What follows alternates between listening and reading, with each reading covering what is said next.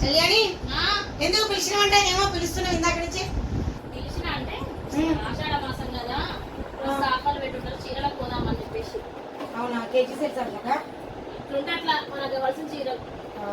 ఈ కాడ ఉన్న చీరలు కడుతున్నవి ఇక చీరల కోసం వేరే చీరలు అవన్నీ కొత్త చీరలు ఒకసారి పీప మొత్తం చీరలే పెట్టుకొని ఉంటే చీరలే ఇవన్నీ చీరలే అన్ని చీరలే ఉంటాయి. అన్ని చీరలు పెట్టుకొని మళ్ళీ చీరలు చేసుకోండి ఇక్కడికి. ఇప్పుడు కావాలబ్బా నాకు చీరలు లేడు, తర్వాత చీరలు లేవు. ఏ దసరాప్పుడు తెచ్చుకున్నాను లేవు, ఇప్పుడు ఎందుకే? ఆఫర్ ఉన్నప్పుడే పోవాలి, ఆఫర్ అయినప్పుడే అన్నం తినాలి.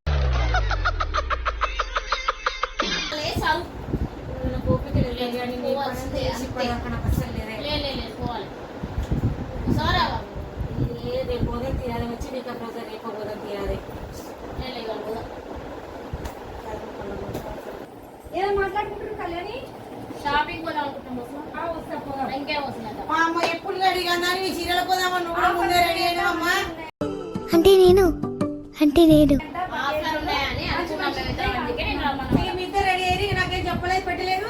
మంచిగా ఇద్దరు రెడీ అయిన తర్వాత సరకు వస్తుందా అని పిలుస్తున్నారు.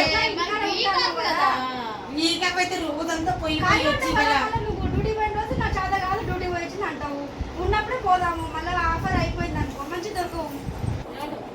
వస్త్రాలకు ఒకసారి అడిగి పైసలు తీసుకొని హాఫ్ అన్ అవర్ లో ఇట్లా బయట రావాలి. సరే రెడీ అవుతాం. మీరు రెడీ అయినా అమ్మ నేను కూడా రెడీ అయిపోయినా. సరే నాకు తొందరగా అదే రెడీ అయినా అయిపోయినట్టే. పోదామా తొందరగా? ఆటో బుక్ చేస్తావా? వెళ్ళమ్మా సైదమ్మా. ముగ్గురమే అయినాం కదనే. ముగ్గురమే కదా అయితే పట్టణకే కదా పని కదా. పెళ్లి చూపుల కాడే మనం పోయేదేమన్నా బట్టలకు కూడా ఇట్లా ముగ్గురు సెంటిమెంట్ ఈ కాలంలో కూడా ఇట్లాంటి ఫాలో అవుతున్నాయంటే చూస్తేనేమో మోడర్న్ బ్యూటీ లాక్కుంటావు.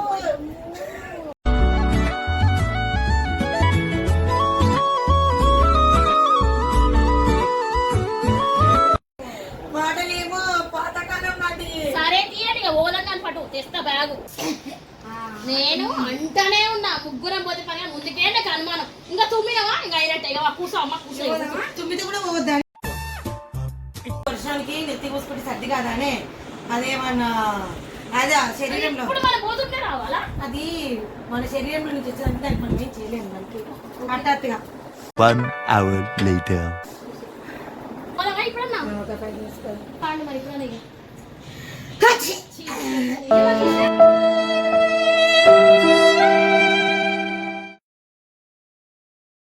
అయ్యో తుమ్ముడు వచ్చిందని అడిగి ఎవడైతే మా బాగుంటారు మీరు.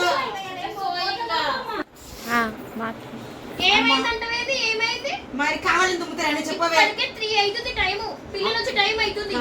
కావాలని తుమ్ముతారా? తుమ్మేయాలి ఇప్పుడు ముక్కు ఇక చదువుకుంటున్నాను నేను ఊపిరి తీసుకోకుండా. 2 hours later. ఇప్పుడు ఇంకో నెక్స్ట్ టైం తుమ్మినా అనుకో చూడు మరి ఏం ఏం చేస్తావు మాట లాస్ట్ టైం తుమ్మినా అంటే చూడు మరి ఇక ఏం రాదు చెప్పాలండి చూసుకుంటాను. ముందే ఇట్లా రివైండ్ తీసుకుని నేను రివెంజ్ తీసుకుంటే ఆటోమేటిక్ వచ్చేస్తున్నాయి అంతే. ఈసారి ఇది అలా ఓనే అదే. A few moments later. నాకు ఈరోజు ఇష్టం లేదన్నా, నాకు తుమ్ములు కూడా నాకు సహకరిస్తున్నాయి. నా సైతం ఒకటి వచ్చింది రాని ఇప్పుడు మా ఇంకోటి వస్తాడు, మా అత్త వస్తుంది, మా ఆయన వస్తాడు. నైట్ లేట్ అయింది అనుకో ఏం కొంటారు ఇంతసేపు అయిందాక 10 సార్లు ఫోన్ చేస్తాను. నేను ఏం చెప్తా సమాధానం? ఎంతసేపు 1 hour 2 hours అయిపోతాం మన షాపింగ్ లో. 1 hour 2 hours అయిపోతుంది ఫోన్కే అంటనే కదా సైదమ్మా మనం పోయేది 1/2 hour పోనీకే. వెళ్ళరా, వెళ్ళి ఇంట్లో ఏదైనా పని చూసుకోపో. పోతాం లేవే కొద్దిసేపు అటు ఇటు అయితే. ముగ్గురం పోతే పని కాదని నేను గదిగా చెప్తా.